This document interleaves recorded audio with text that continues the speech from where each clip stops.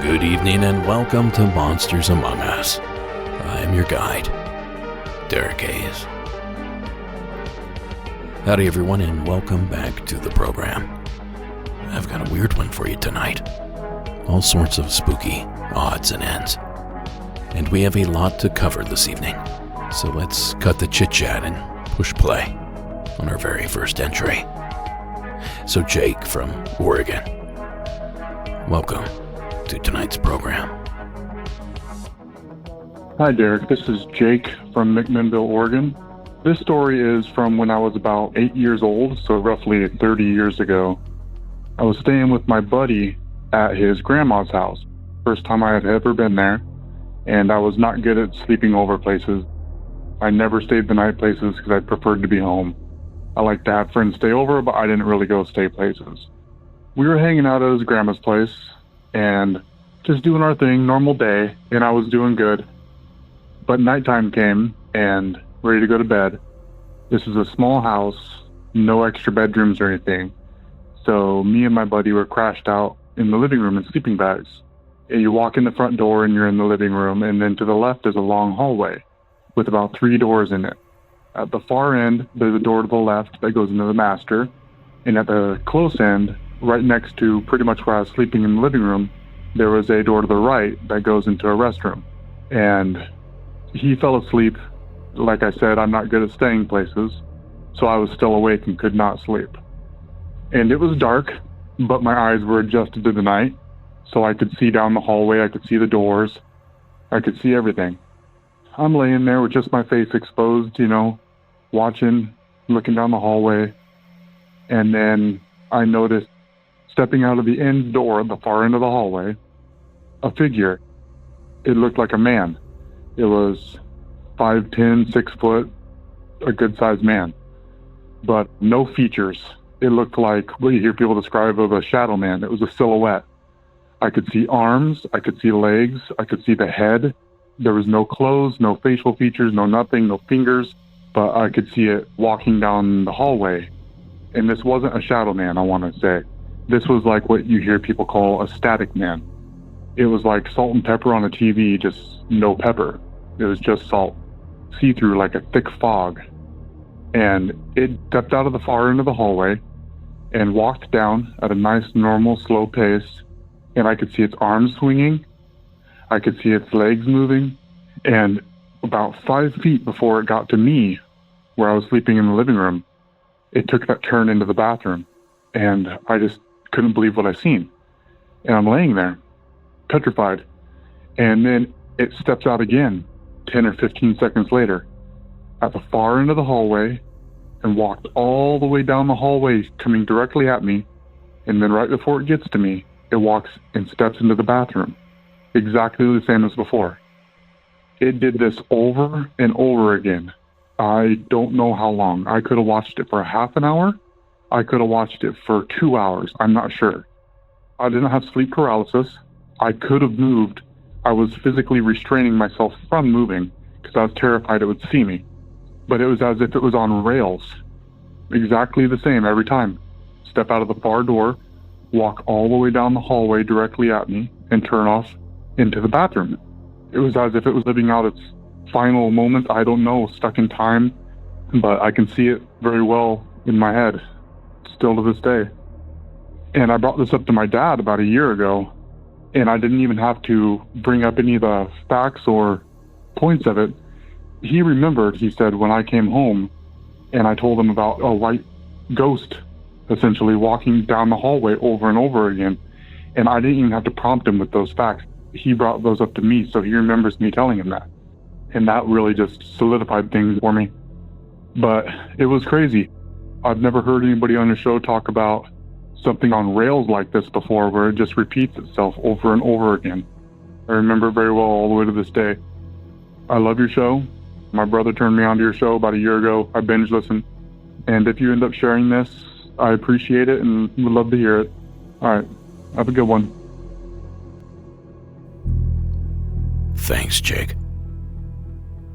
Now, why does this stuff always seem to happen during sleepovers? Maybe it's because everyone is already amped up, primed and on guard for scares or pranks or whatever the evening might have in store. Or perhaps nerves are a factor here, because you're staying in a strange place. Or maybe it's because whatever might be inhabiting said house is curious and wants to see who these new humans are sleeping on its floor. Now, Jake had mentioned the Static Man, a ghostly entity that we've talked about here on the show a time or two in the past.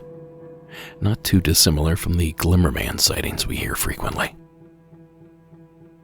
They don't seem to be ghosts. They don't seem to be cryptids.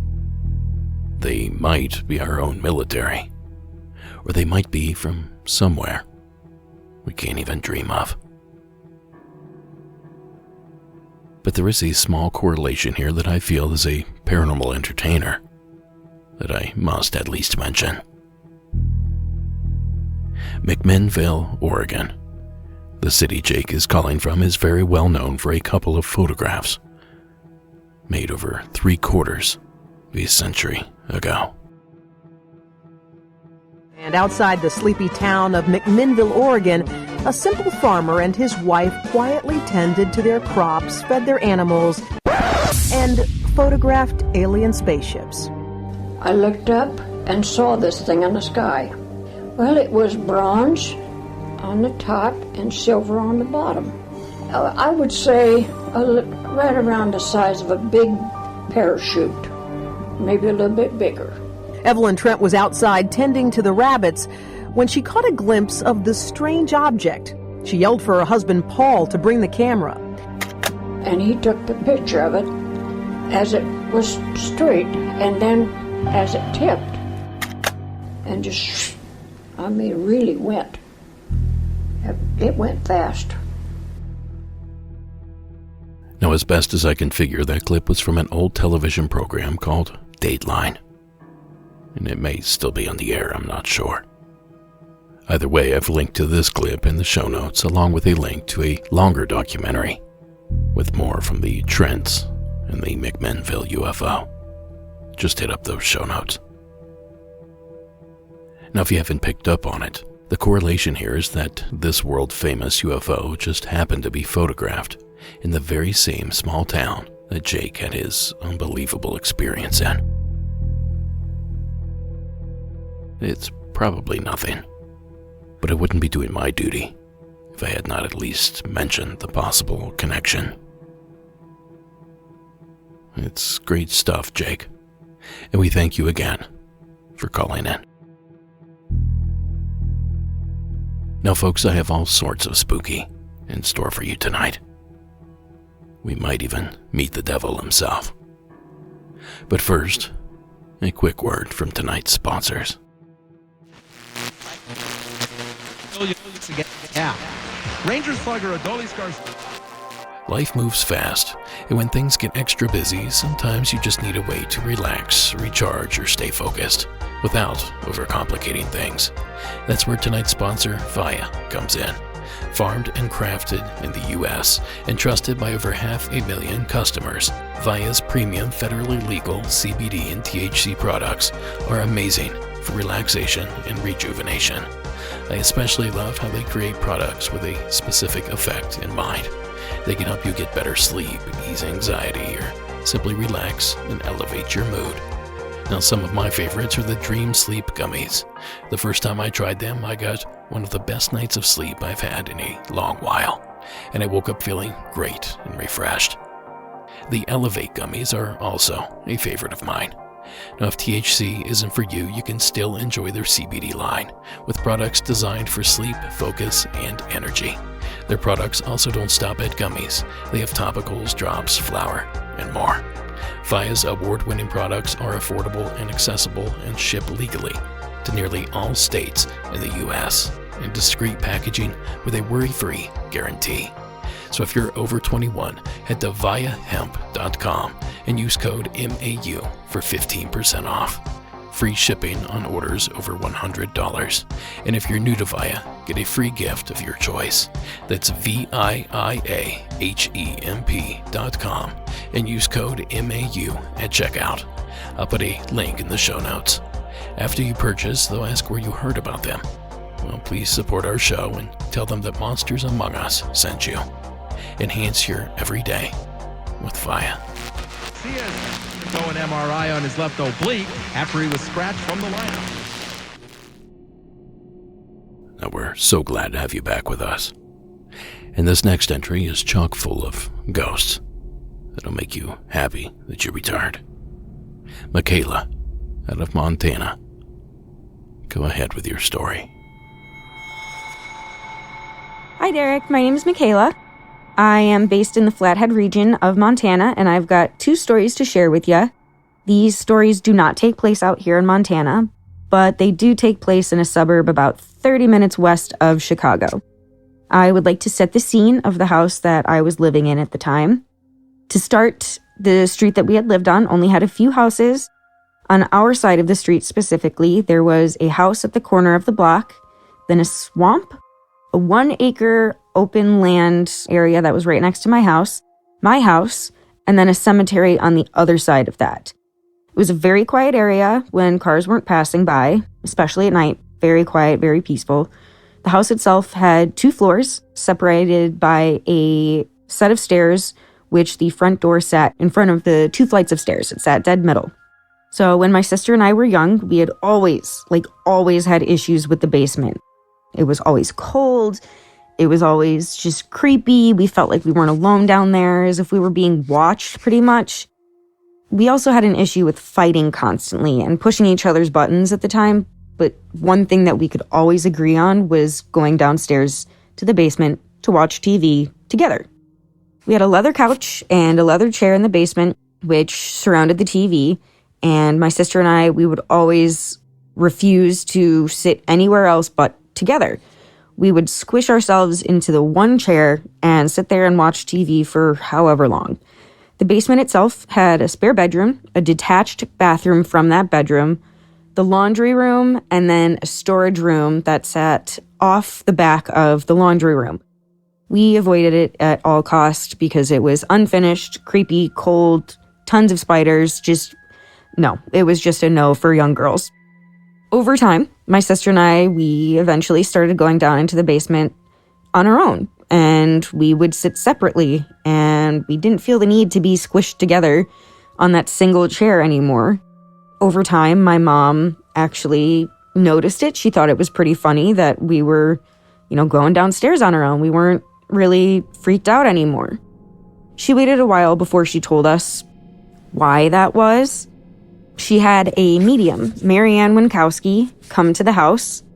This woman is decently known around the Chicagoland area, and this woman essentially asked the spirits to leave, and things felt better.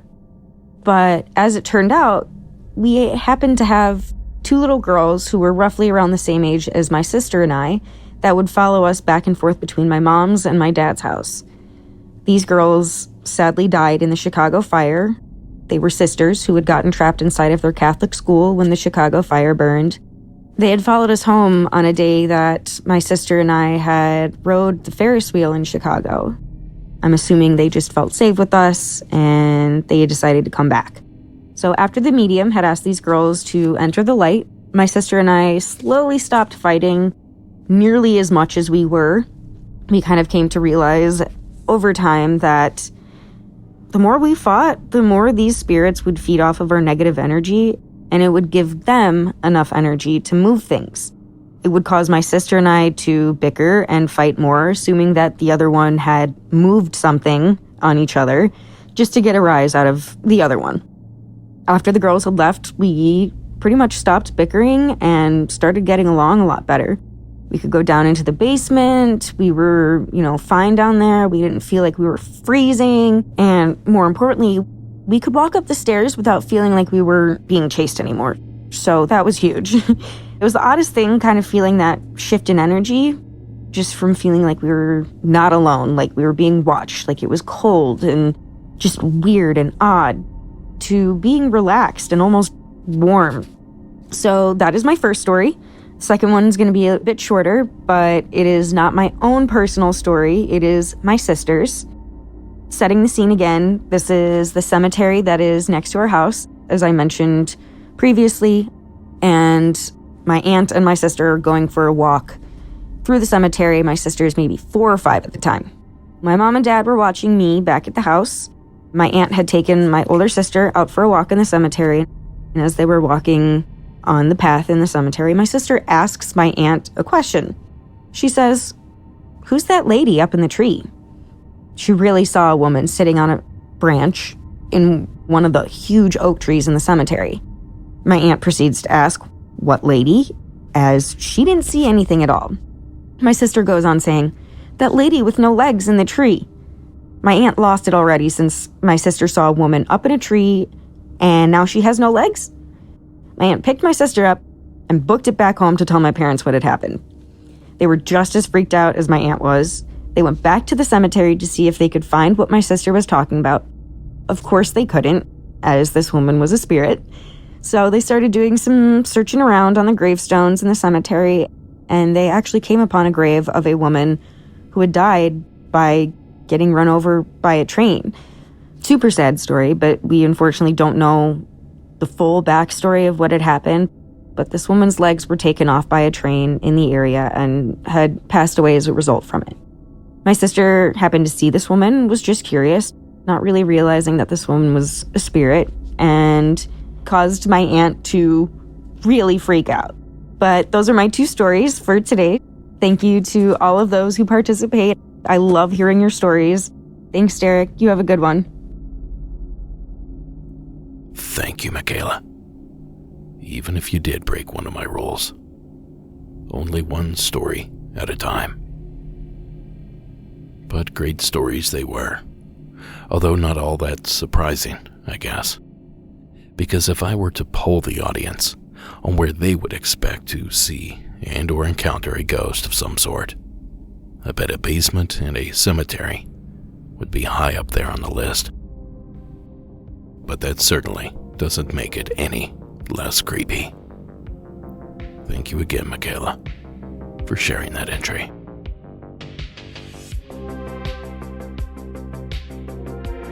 Now, folks, if you would like to submit a story for me to share here on the program, just give my hotline a call at 888-608-NIGHT. That's 888-608-NIGHT. Or if you have bad reception on your phone, or you're calling from outside the country, record your story on your voice memo app on your phone and email it to me at monstersamonguspodcast@gmail.com. And remember the rules. Call from a quiet place. No moving vehicles. Finish your story, even if that means you have to call back to continue. Don't worry, Connor will fix you up. But don't forget, only one story per call. And I don't limit how many times you can call in, although there are a few of you out there that maybe that should apply to. But I do ask that you submit each story as a separate phone call. It just makes it so much easier on us to not only keep track of the story, but to edit it as well. So please keep these rules in mind as you call in. And again, that number is 888-608-NIGHT. And that email was monstersamonguspodcast@gmail.com. And before I move on, I think I should mention this. I get a lot of emails from people for all sorts of reasons. Now, I look at 99% of what comes through. I only get a chance to respond like 3% of the time. Sometimes that's years later. Producing the show weekly just doesn't give me time to answer everyone, and for that I am sorry. But I do want you to know that your messages are received, they are read, and they are appreciated. Now you see, I don't have time to answer emails because I'm busy digging up terrifying tales, like this one, from Nova, out in New Jersey. Hi, this is Nova calling again. This story takes place in Union Beach, New Jersey. I did get the information from my mom about her house that was on the Indian burial ground where she lived. Both her brother and her sister and her as well were hanging out on the back porch. And my mom and my rest of my family actually saw a shadow man wearing a top hat walking in the backyard. And her boyfriend Herman was with them at the time, and he's also a witness of seeing this man with the top hat. The whole town of Union Beach had stuff going on. They found out that it was an Indian burial ground and the house was over 100 years old. There were times where there was footsteps up and down the stairs.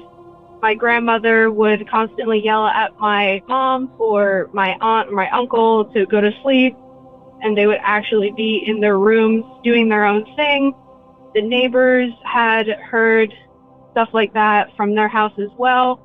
And up in their house, the upstairs hallway, they had no light switches at all. My grandmother actually said something to herself out loud, saying, "Man, I wish I had some light in this hallway." And where she was, there was a light bulb.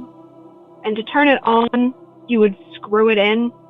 It was obviously unscrewed. I believe they thought it was dead. And after she had said that, the light turned on, and there was Indian drums that my family were able to hear. And one of the other stories that my mom was telling me was the Christmas tree during Christmas at some point actually started to shake, and the ornaments that were on the Christmas tree were flying off of the Christmas tree. And I've actually heard this story from my aunt as well. Both of them remember it vividly. So they think that house was haunted. My mom, my aunt, and my uncle, they still think about it. And I have visited the house, and I have seen somebody in the window. Granted, it could have been the new homeowner, but it could have not been, you know? Thank you so much for your podcast. I'll call back when I get more stories. Thank you, Nova. Certainly sounds like a lot of activity going on there. And the mention of the Native American burial ground. I hear that trope a lot. And I often wonder how people know that their house was built on one. Did they find the spot marked on an ancient map? Are they finding bodies when they dig in the garden? How do you know? Burial ground or not, it sounded like your family had their hands full.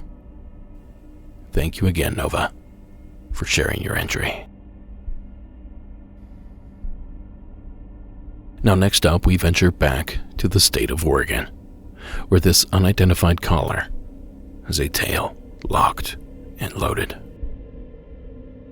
Hello, I'm from Portland, Oregon, but this story takes place in Mapleton, Oregon, which is a small town just inland from the coastal city of Florence.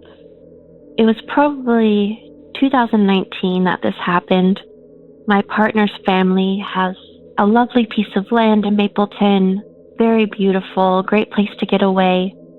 So we were staying there during the summer for a weekend, and one night I sit up straight in bed and it's very dark, but for some reason I just turn my head and look at the window that's right beside the bed, and I see, probably a foot away from the window, a small golf ball sized glowing orb, and it was white, possibly with a blue hue, and it just glides very casually across the span of the window and trying to shake my partner awake so that they can look at this, but they're dead asleep snoring, and that's all I saw of it.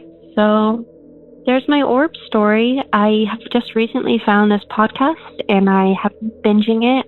I just became a Patreon and I've heard a few mentions of orbs since then, so I thought I'd contribute mine. Thank you so much for listening. Take care. Thanks, caller. And thanks for joining us over on Patreon.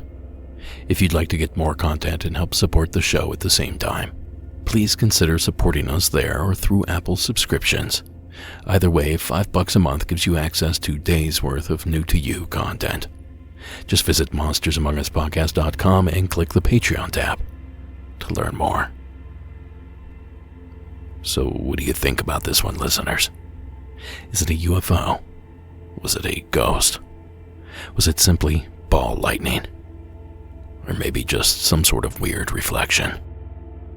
Whatever it was, I'm so glad you reported it here, caller. Because this is exactly the sorts of stories we like to share. So thank you again for calling in. The people are watching this as a sort of zen to the all Saturday at 10 a.m. here on Now up next, we head down to Mississippi, where we hear from someone named Virginia. Hey, Monsters Among Us. Love this show. So my name's Virginia, and I'm from Mississippi, and I thought I would call in with my story. So in 2014, I moved in with my ex, and he lived in a house that when I first moved in, he made a little joke about the house being haunted. I didn't believe him, but slowly things started to happen over a period of time. So nothing really big happened initially, just it was always really dark in the house. You could never get it to be light. Just a super creepy feeling. A candle flew off the shelf once. The radio turned on by itself. Things like that. But it would go over a long period of time. So it wouldn't all happen at once. So one thing would happen and, you'd be like, oh, that was weird. And you try to rationalize. Things started actually getting really crazy at a point where I woke up in the middle of the night. I sat up straight at 4 a.m. I didn't know why. Unbeknownst to me, in the living room, my ex was sitting on the couch and he saw a shadow figure go by towards my son's bedroom. So he got up and went towards his bedroom and leaned his head in, and my son was sitting straight up in the bed. And I heard him say, "Hey, buddy, are you okay?" I got up, walked down the hall to my son's room. So that was really weird that I just sat up immediately as this is going on. So I go into my son's room and he's sitting straight up in bed also. And he says, "I saw a man outside my window." And I said, "Well, what did he look like?" And he said, "He was a shadow man." And I said, "Okay, what was he wearing?" And he said, "A shadow shirt, shadow pants, and a shadow face." And he was like, "I was brave, Mom, I was brave." So after that happened, my son was traumatized. He would not sleep in the room. We had to jump through all kind of hoops. He would grab onto the side of the doors when it was time for bed. It was a big issue, and I was doing everything I could to make him feel comfortable. He went to my mom's house to stay for a few days. I knew he was coming back, so I had put a crucifix up on the wall, trying to just diffuse things. Well, when I knew he was coming back home, I didn't want the crucifix to kind of freak him out. Oh, all this is happening. Now there's a crucifix on my wall. That's how bad it is, kind of thing. So I took it off and I set it in the drawer next to his bed so that it was still in his room. And I shut the drawer. A couple hours later, we're in the back watching TV, and I heard a loud bang towards the front of the house. So we get up and we go try to find out what the noise was. Nothing is out of place. So going back down the hallway again, I looked in my son's room. The dresser drawer was out of the dresser on the other side of the room and on the floor. The dresser that I put the crucifix in. When that happened, that was truly the most amazing thing to this day that has ever happened to me. I could not explain it. I had just shut the drawer. We heard the loud bang. No one else was in the house. For that drawer to go across the room, it's impossible. After that happened, things were just happening constantly. One time I was laying in the bedroom and I started to Google like what to do about things in a house, you know, how to get rid of spirits. The minute I picked my phone up, it was like it knew what I was doing. The fan started slowing down, the ceiling fan, and then the room was like thick. And I heard this sound. It was like a high-pitched noise. And I immediately set the phone down. I was like, okay, I won't. And the moment I did that, the fan started going back again and the sound was gone. It was incredible. One time in the middle of the night, I sat up straight out the bed and I was behind and above myself. And I could see my ex get out the bed and he was talking to me. And I see my hand go straight out and I'm pointing at him. And I see this from behind and above myself. And I'm saying things out of my mouth. And I look down and I'm like, that's not me. I'm not doing that. And when I acknowledge this, I start screaming. And the minute I start screaming, it was like I came back into my body again. My ex said that I scared the hell out of him. And I was saying something to him. I don't remember what it was. Anyway, I love the show. Keep it up. Thanks, guys. Good Lord, Virginia. It sounds like quite a bit of activity. The out-of-body experience perhaps being of most concern. I don't think that's normal. And I can completely understand why something like that might have a tendency to freak you out. Now, I guess next time someone tells you that their place is haunted, I guess you better believe them. Thank you again, Virginia, for calling in. Now, folks, for this next submission, we'll need our passports, because we're headed to England. Please welcome TJ to tonight's show. Hi Derek, it's TJ here in Somerset in England. Listening to your podcast reminded me of a UFO sighting I had. It was the 4th of November 2020, so during the sort of lockdown era.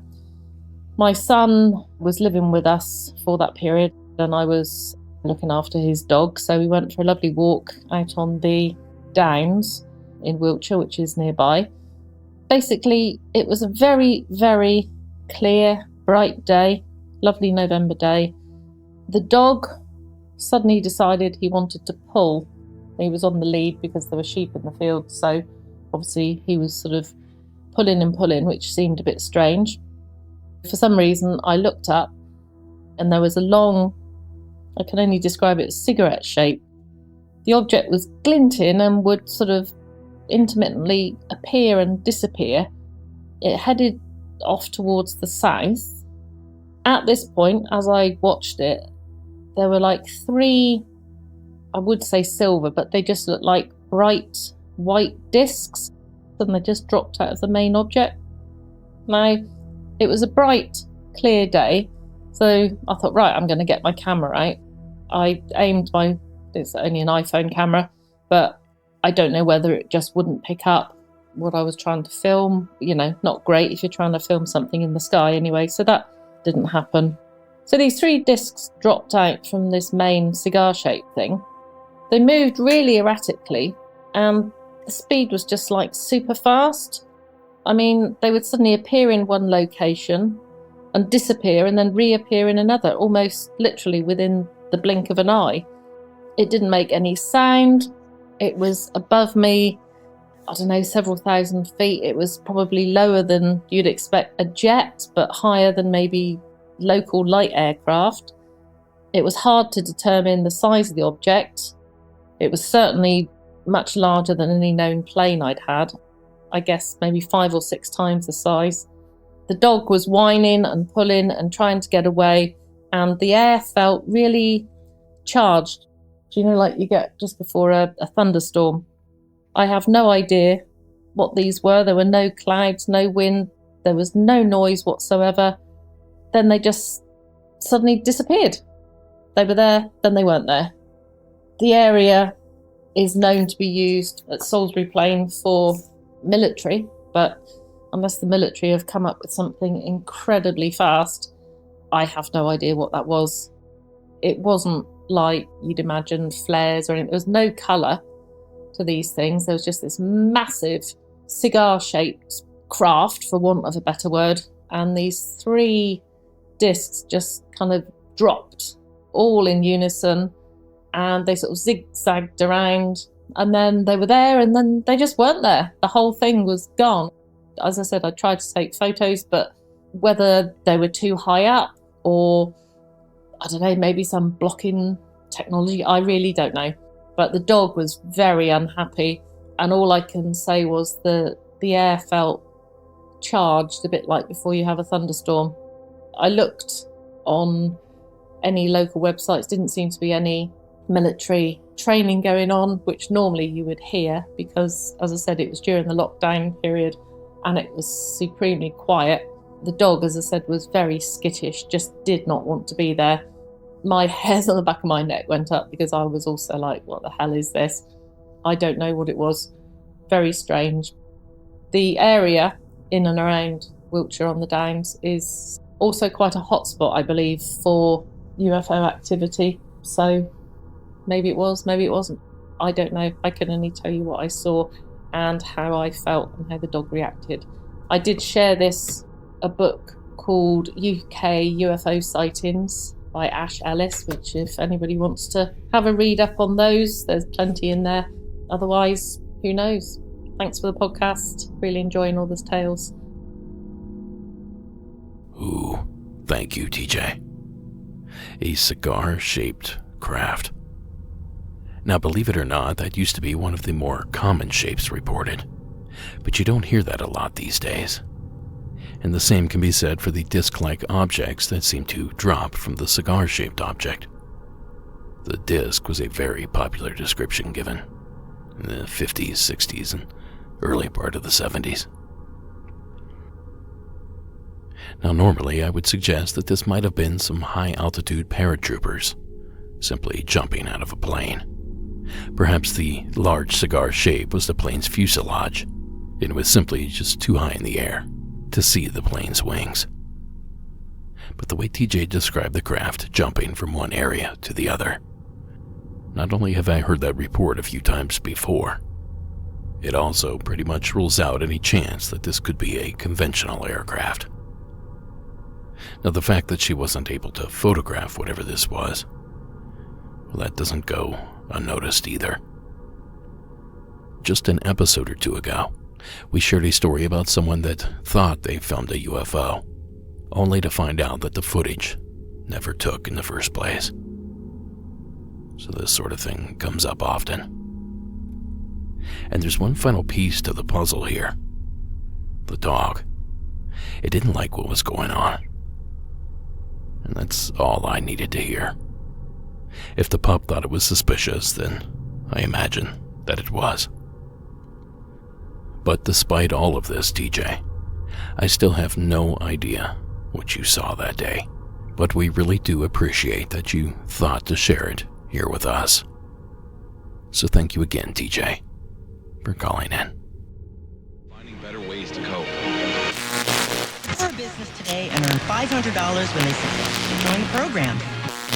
To access all your music, radio stations, and podcasts, or even easier, goldinvestments.com.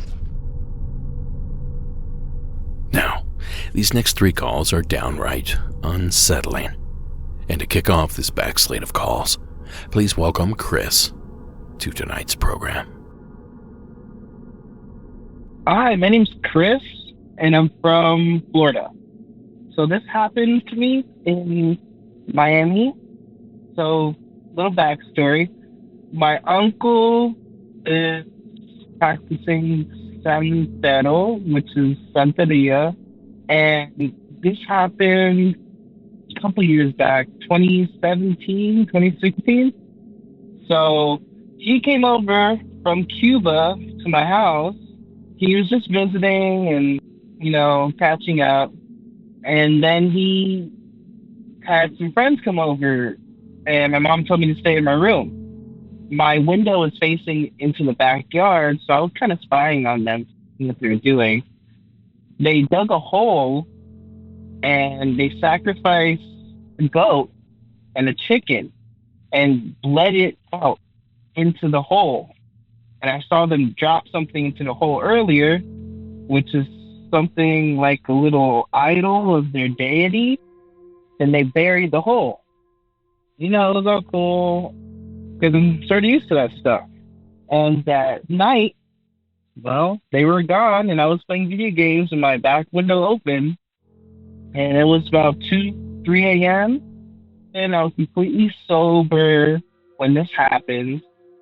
So I'm playing video games on a low volume, and I noticed that there was noise outside and everything, crickets chirping. Then it suddenly stopped. There was no wind, no noise. I thought it was odd because I live in a gated neighborhood and there was traffic outside always. Because then everything was silent, absolutely silent. And I noticed that it was like 100% dark. It was darkness outside. And I had this weird feeling that something was out there. So my window was open. I see black fingers, abnormally long with clawed tips. And they were slowly going past my window and curling, trying to open it.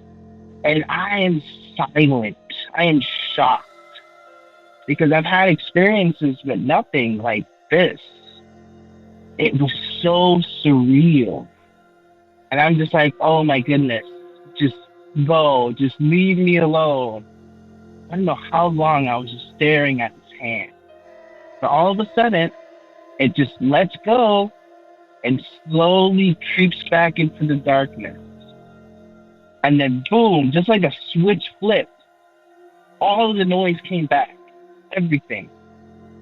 And I looked out the window, there was nothing there, and I closed it. So the next day, I asked my mom, like, what happened? What was that? And she said that it was my uncle's little idol deity that came out and was like looking around. And I was so freaked out. My dog, for months, wouldn't go near that spot where they buried the thing. It was so odd. That's my story. Thanks for listening, and I love the show. Bye. Thanks, Chris. Yet another dog that knows what's up. Like the dog in TJ's story. This one too knew things just weren't right. And speaking of not right, something here ain't right.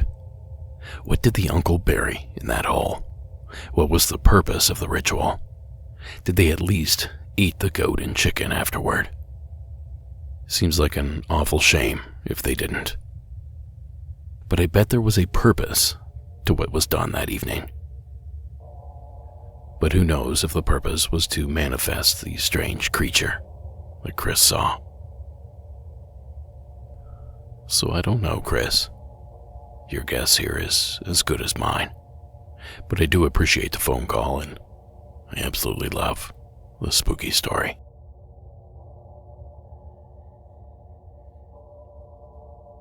Now how about a good old-fashioned cryptid story to cleanse our palate? Please join me in welcoming Brittany from Ohio to the program. Hi, Derek. This is Brittany, just giving you a call. I currently live in the Cleveland, Ohio area, but I'm from Southern Ohio. And this story is actually not mine, it's my uncle's. He was having a nightmare one night, and it woke him up. And when he woke up, he noticed that his door to his house was wide open. So he went and looked out the door, and he sees this thing that looks like a dog by his dumpster. So he makes a noise, whatever, to try to scare it off. And it takes off running. He said it was a huge black dog, and the legs kind of looked like spaghetti noodles.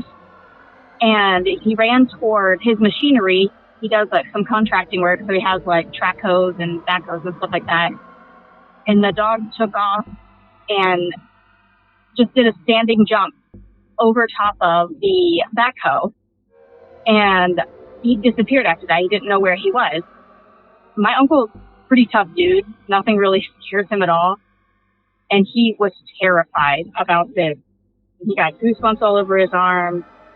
He still gets goosebumps and scared when he tells people the story. And when he retells it, he tells people he doesn't care if they believe him because he knows what he saw.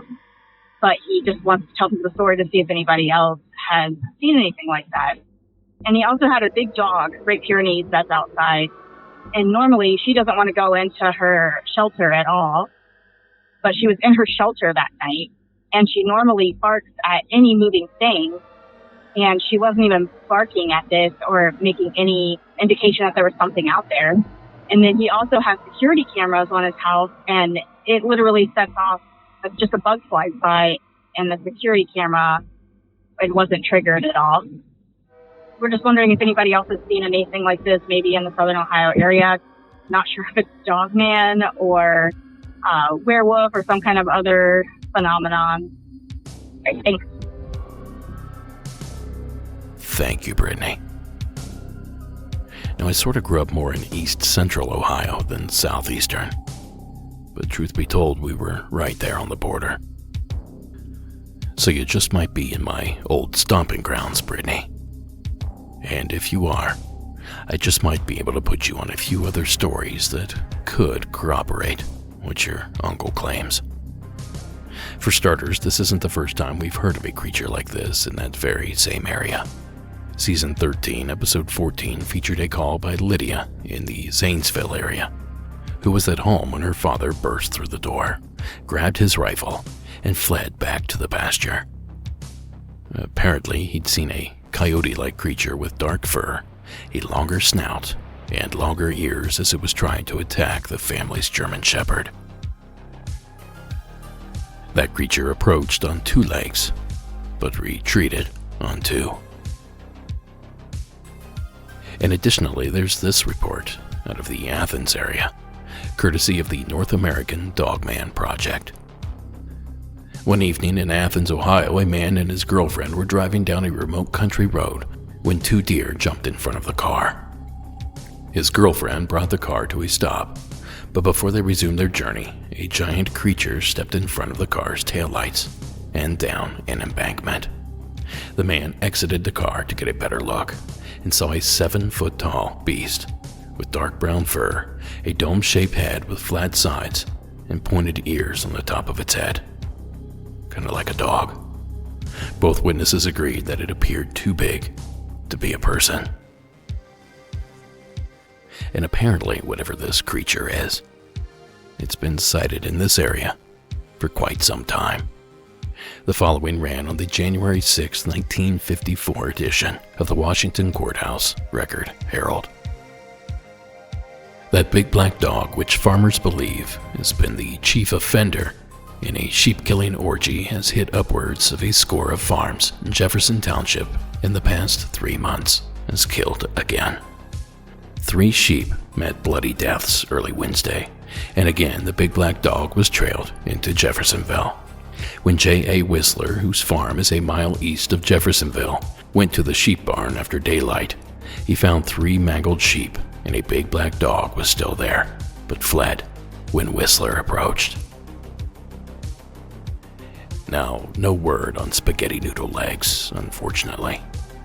But those are 3 additional stories from that part of the state that all seem to be describing something awfully similar.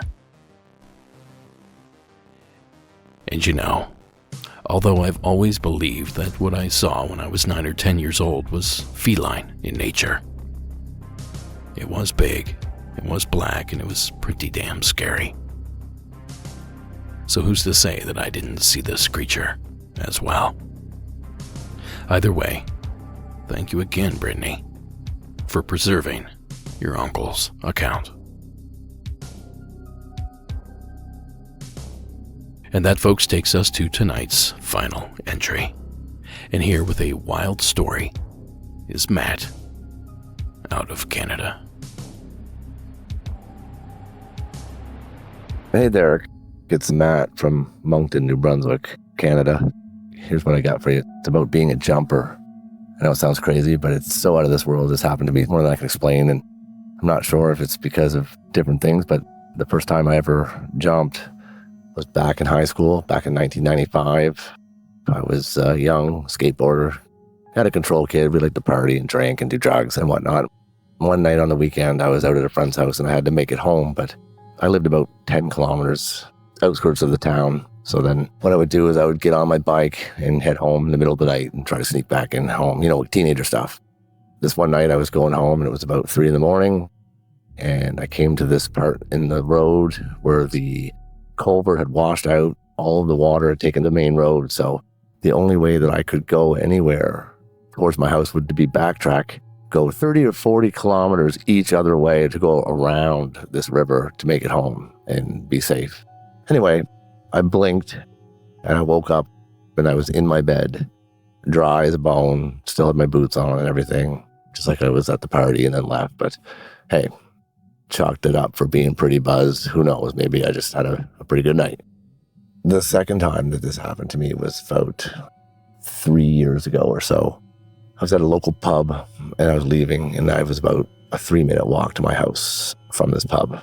And yeah, I had a whole bunch of beers and I was having fun and I was pretty drunk. So I decided to walk it off and walk home. And then the next thing you know, I put my headphones in. I was listening to some punk rock music.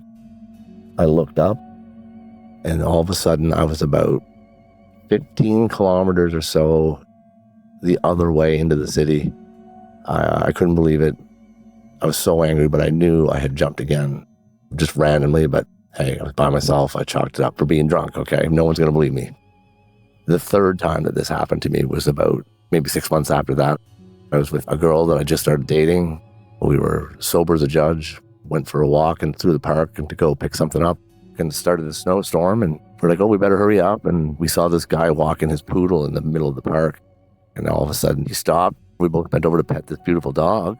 And then we looked up and we were 4 or 5 blocks another way towards our destination. She looked at me and she was terrified and she said, what happened? I said, I'll have to explain to you what happened here. Let me tell you all about it. We were both sober and 2 of us did this jump in time. Unbelievable. But then it happened again just recently, maybe within a year ago. Terrifying stuff. But me and a friend of mine were driving down the road, ironically close to the same park, Victoria Park in Moncton, New Brunswick. We came to this stop sign and we had to take a left. And he turned to right because we were talking. I said, bro, where are you going? We're going the wrong way, man. We're supposed to go that way. He laughed, I laughed, and we're having a good laugh. And then all of a sudden we focused on the road ahead. And we must have been 5 or 10 minutes closer to my house where we were headed, but we just blinked. And he looked at me and said, what just happened? I said, man, my house is right there. Pull over. I'm going to have to explain to you what just happened. I don't know how to explain it, but it's a true story. It happened to me 4 times in my life. 2 of them were with 2 different people. I don't know if it's because I was struck by lightning as a kid twice, my house, and then a bunch of us at a frog pond when we were really, really little. But I mean, pretty freaky stuff. I wish I knew if there was anybody out there that knew what I'm talking about at all, or if it's happened to them. I'm a dedicated podcast. Loved it. Can't wait to hear what you got on the list for the next episode. Peace. Thank you, Matt. I'm getting Donnie Darko vibes here. And could you imagine if you learned to control this talent? Frankly, the possibilities could be endless. And may the gods help us if the military figures out that this talent exists. Now, I don't have a lot to say about this just yet, because I'm not that familiar with the jumper concept. I need more data. So if you too are a jumper, or you know someone that might be, I want to hear from you. 888-608-NIGHT. I just need to hear more.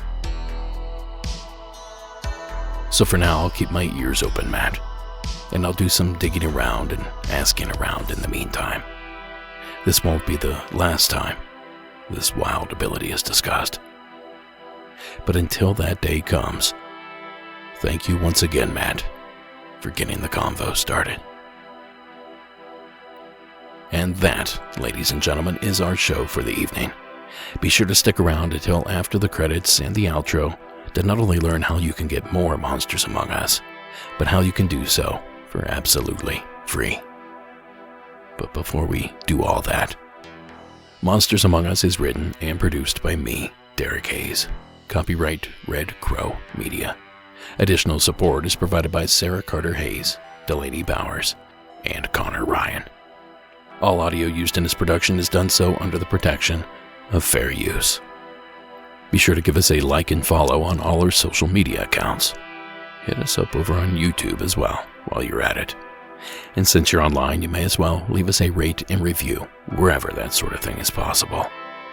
We greatly appreciate the 5 stars.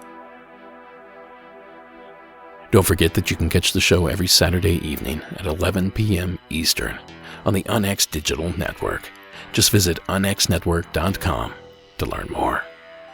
And finally, tonight's score was provided by Iron Cthulhu Apocalypse, Co.ag Music, and Carl Casey at White Bad Audio. A huge thanks to all of tonight's callers. A big thanks to you for stopping by. And an even bigger thanks to all those that will meet me in tonight's Beyond. But until then,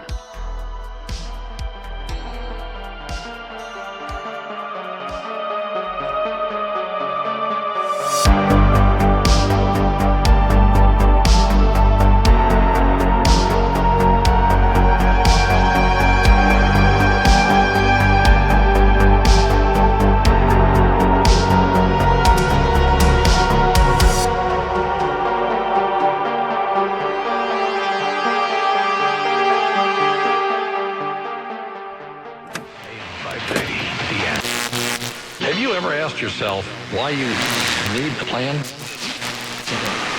Pick it instantly when you play your game. Are you a parent of a 2 to 8 year old? Listen closely. well, if you're still listening, then congrats. You've stumbled upon the secret portion of the program. A little bonus story, like the final track on a 90s album, or the jump scare at the end of a horror movie. And I think tonight's bonus is something straight out of a horror film. Please join me in welcoming Grandpa Larry to the platform. I'm calling in because my grandson listens to your show, but I don't, and he wanted me to tell you my story. I was young, probably around 10 or 11, in Asheville, North Carolina. I had my sister and my next door neighbor. We were all playing on the rope swing, and the rope swing was in a valley. We were on one side. We were swinging on the rope swing, and my sister said, "Look over there." And on the stump on the other side, we all three saw what we considered to be a small devil sitting on the stump. So, of course, we all ran away as kids, being scared, and came back and it wasn't there. But we all three seen the same thing that day. Looked like just a small devil. I say it had horns, like you would think a devil would look like, just a miniature devil. Thank you, Grandpa Larry, and Larry's grandson, for having you call in. A little devil on a stump. You know, that's not something you hear about every day. Unless you're a listener of Monsters Among Us, that is. Because in that case, we cover this sort of thing every Tuesday and every Thursday. And also, on Thursdays, we go Beyond. And that's where we're headed right this very minute. To join us, just sign up for our Patreon or our Apple subscription campaigns. To do so, just visit monstersamonguspodcast.com and click the Patreon button. Join us over in the Beyond, where I share just a few more calls per episode. Calls like Sarah's, out of the state of Florida. Hey, Derek. This is Sarah from Florida. I was listening to your podcast, which I'm really enjoying. It keeps me company at night. I work in a haunted building. Like forklift horns will go off when I walk past them. So it's more entertainment value, working there. Anyway, I'm caught up to season 8, episode 10, and there was a man who had seen a giant mountain lion, and you thought it might have been the African lion because they had a collar on it.